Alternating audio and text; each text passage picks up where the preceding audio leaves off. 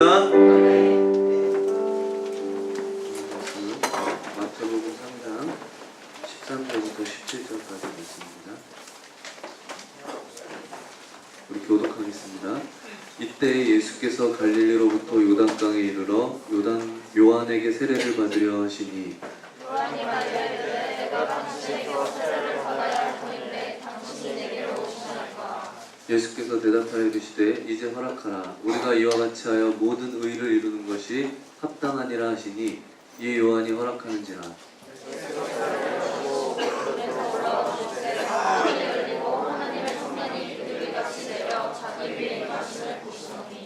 하늘로부터 소리가 있어 말씀하시되 이는 내 사랑하는 아들이요 내 기뻐하는 자라 하시니라. 아멘. 여러분 반갑습니다. 추석인데 많이 안 갔네요. 우리 인사할까요? 눈을 그윽히 마주치시면서 사랑합니다.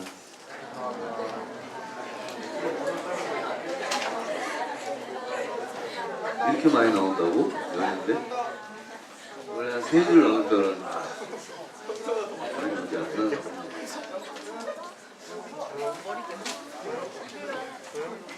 마태복음 우리 계속 살피고 있는데 오늘 이 장면 정말 너무너무 중요한 장면. 이제 제가 제주도 한번 가봤을 때 소인국 테마파크라고 해가지고 거기 가면 이제 세계 주요 건물들 축소를 시켜가지고 한눈에 이렇게 볼 수 있도록 축소한 작은 테마 공원이 있습니다. 거기 가니까 실제로 세계 지역, 그 유명한 지역 건물을 아주 작은 축소를 시켜서 한눈에 볼 수 있게 그렇게 했습니다. 여러분 오늘 본문은 예수님께서 세례를 받으시는 장면입니다. 예수님께서 세례를 받으시는 이 장면이야말로 마치 그 소인국 테마파크처럼 예수님의 사역 전부를 축소해서 정확하게 축소해서 요약을 해서 우리에게 보여주고 있습니다. 그런 의미에서 이 사건, 이 장면은 대단히 중요하다고 할 수가 있겠습니다. 예수께서 도대체 이 땅에 왜 오셨으며 이 땅에 오셔서 무엇을 하셨는가, 그것을 정확하게 축소시켜서 우리에게 보여주고 있어요. 여러분 예수님의 이 위대하신 공생의 사역이라고 그러죠. 바로 이 세례받는 사건, 이 사건과 함께 시작하고 있고 출발을 합니다. 자, 이 시점에서 주님께서 장차 펼쳐질 사역을 정확하게 요약해서 우리한테 오늘 이 말씀으로 보여주십니다. 자, 오늘 첫 번째로 이 세례 받으시는 예수님의 모습이에요. 오늘 우리의 눈앞에 이 예수님 세례 받으시는 모습을 여러분 마치 사진을 찍어 놓듯이 정확하게 찍어서 우리 마음속에 담고 계셔야 됩니다. 그리고 여러분 한평생 가능하시다면 여러분 한평생 우리 눈앞에서 이 예수님 세례 받으시는 이 장면이 흐려져서는 안 됩니다. 왜냐하면 우리가 이 땅에 살아갈 수 있는 힘은 전부가 여기서부터 나오기 때문에 그렇습니다. 결론부터 여러분 정리해 보겠습니다. 오늘 명절이니까 짧게 해야죠. 결론부터. 세례를 받는 것이 무엇입니까? 여러분 세례는 죄인이 받는 것입니다.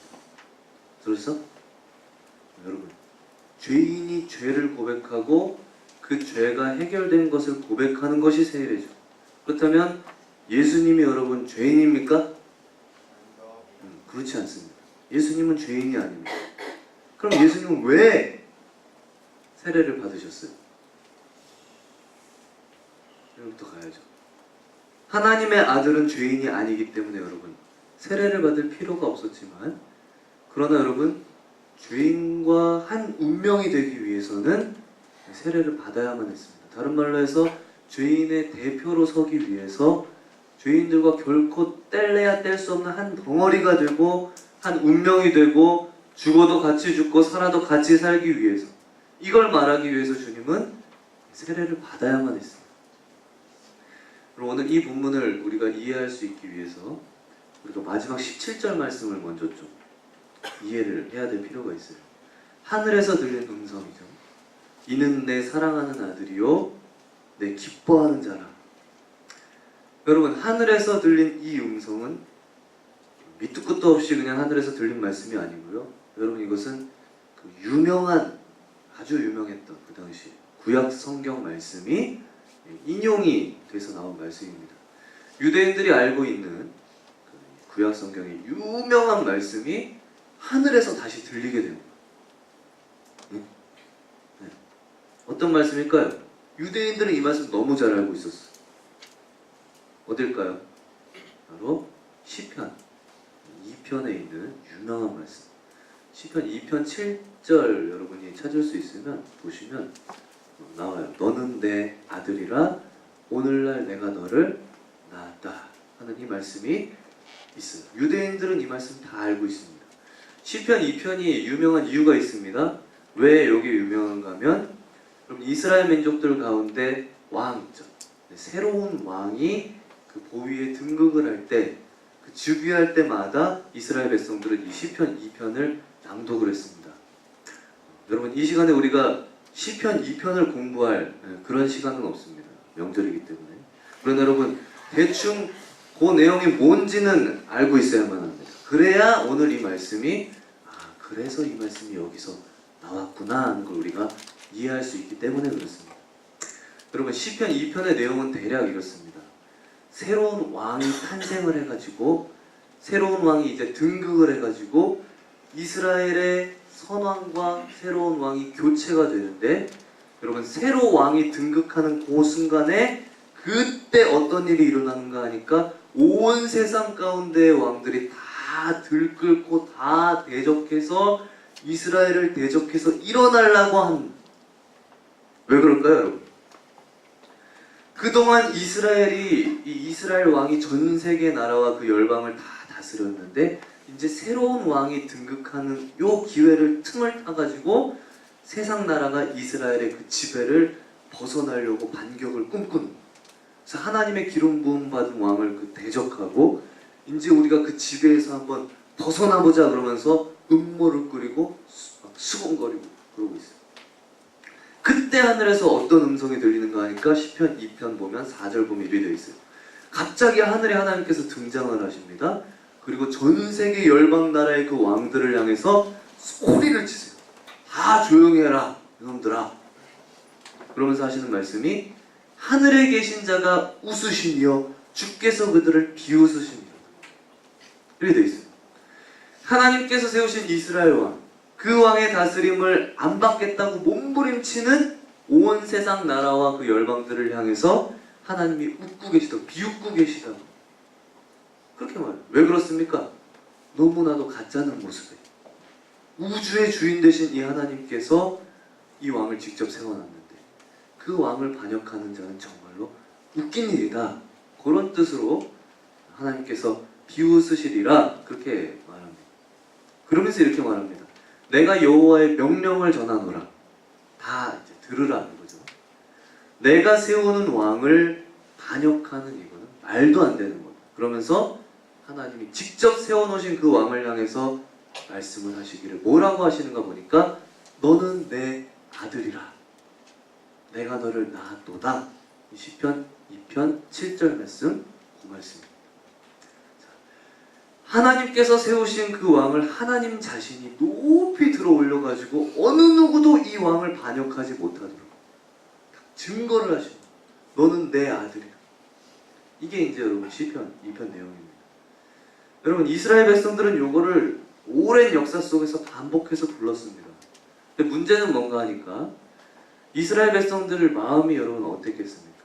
이스라엘 백성들의 마음은 공허하죠. 왜 그럴까요? 이스라엘에 등극하는 왕들 중에서 세상을 다스린 왕은 한 개도 없어요. 사실은 이 시편 2편은 세상을 다스리는 왕을 전제를 하고 부른 노래인데 사실 이스라엘은 세상을 다스려 본 적이 없어요. 네? 이스라엘이 전 세계를 다스린 적 한 번도 없습니다. 그러니까 이 노래를 부르는 거는 공허한 것이죠. 여러분, 빈민촌에 늘 사는 사람이 왕궁에서 내가 살아갈 걸 늘 예상을 하면서 왕궁에서 우리가 살아갈 때 이러면서 막 이런 노래를 막 불러. 노래 부르는데 한 번도 왕궁에 살아본 적은 없고 계속해서 그냥 거기 산다면 여러분 그건 공허한 것이죠. 마찬가지입니다.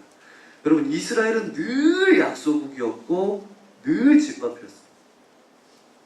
근데 그들이 불렀던 노래만큼은 대단한 노래를 부른 거죠. 전 세계를 다스리는 왕, 하나님의 아들이라고 하는 그 왕, 그 왕이 온 세상 열방과 나라를 다스리는 왕으로 등극을 한다. 그들은 공허한 것이죠. 그러나 여러분, 이스라엘 가운데 믿음의 사람들이 있었습니다. 이 믿음의 사람들은 요 의미를 알았고 믿음의 사람들은 이 왕을 이제 기다리고 있었습니다. 전 세계를 다스릴 영원한 왕이 오실 것이다. 믿음의 사람들은 여러분 실망치 않고 이 시편 2편의 노래를 불렀어요. 장차 오실 만왕의 왕, 왕중의 왕. 근데 여러분 중요한 것은 바로 이 요단강에서 하늘에서부터 이 노래가 들리기 시작합니다. 하늘이 열리고 그렇게 오랫동안 기다렸던 그 노래, 너는 내 아들이라, 구약 성도들이 여러분 인내를 가지고 불렀던 이 믿음을 놓지 않고 불렀던 그 노래, 너는 내 아들이라, 이 소리가 사람들에게 들린 것이에요. 하늘에서 이 소리가 들리고 있습니다. 여러분 이게 뭡니까? 지금 하나님께서 말씀하고 있는 것이죠.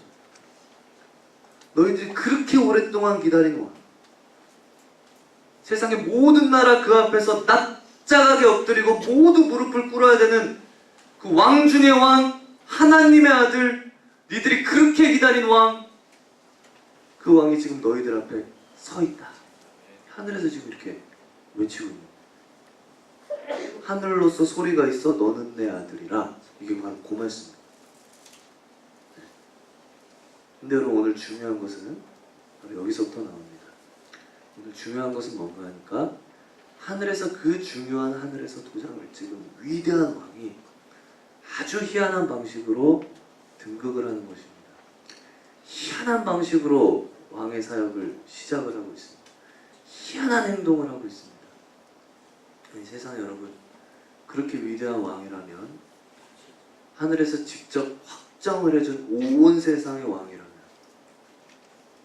어때요 여러분? 칼과 창으로 그리고 높은 왕궁에서 영광 중에 그 보좌에 딱 올라 앉아야 될 거 아닙니까? 수많은 반역자들을 그 앞에 막 타타타타 엎드리고 모든 왕들이 그 앞에서 발발발발 떨면서 무릎 꿇고 그 가운데 등극을 하고 그리고 왕의 사역을 시작해야겠죠. 근데 여러분 오늘 이 왕께서는 사람들의 상상을 초월하는 행동을 하십니다. 이것은 바로 하나님 앞에서 죽어야만 되는 죄인들과 똑같은 자리로 내려가시는 것입니다. 하나님 앞에 죽어야만 될 죄인들과 하나가 되시는 것입니다. 한 덩어리가 되버립니다. 졸리죠? 내 얘기라고 생각하면 안 졸립니다. 저기 문 좀 닫아줄래? 왜 열어놨어?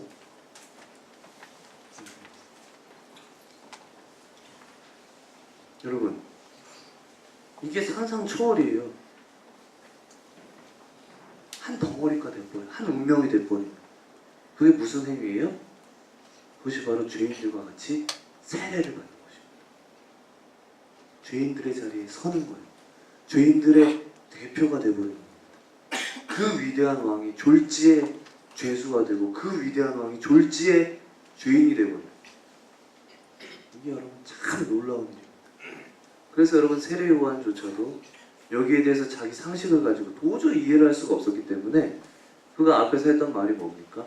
내가 당신한테 세례를 받아야 되는데 왜 당신이 나한테 와서 세례를 받습니까? 당신 죄인입니까? 죄인도 아닌데 왜 마치 죄인처럼 죄인의 자리에 오십니까? 그때 우리 주님 다른 말씀하지 않으시고 15절 한번 보실래요? 아주 중요한 이제 허락하라. 이게 뭡니까? 잔소리 말고 시킨 대로 해라. 그런 뜻이죠. 설명을 하지 않습니다. 여러분 만왕의 왕께서 죄인의 자리에 오시는 것입니다. 그리고 죄인과 하나가 되시는 것입니다. 우리와 하나가 되고 죄인과 한 덩어리가 되고 더 정확하게 말하면 한 운명이 돼버리는 죄인의 자리에서 오셔서 그 한 운명이 되기로 결정을 하시는 것이 오늘 우리 주님 세례 받으시는 장면입니다. 네? 여러분 오늘 이 모습보다 우리에게 더 큰 용기를 주는 것은 없습니다. 제가 지난주 말씀에 너무 은혜를 받아가지고 큰 용사요. 나 같은 놈도 그랬는데 사실 오늘 이 장면이 이 장면 이상의 것이 없는 거예요. 들어보세요. 그럼 우리가 이 땅에서 받을 수 있는 모든 힘과 용기는 전부 다 이 장면에서 다 나오게 돼 있습니다. 예를 한번 들어보겠습니다. 여러분 미국의 그 메이저리그 저는 매일 찾아보지만 그 야구 선수 중에 최초로 흑인 야구 선수가 나왔습니다. 그 이름은 제키 로빈슨. 제키 로빈슨 데이 알아요? 다 42번 달고 뛰어. 아무도 안 보는 거.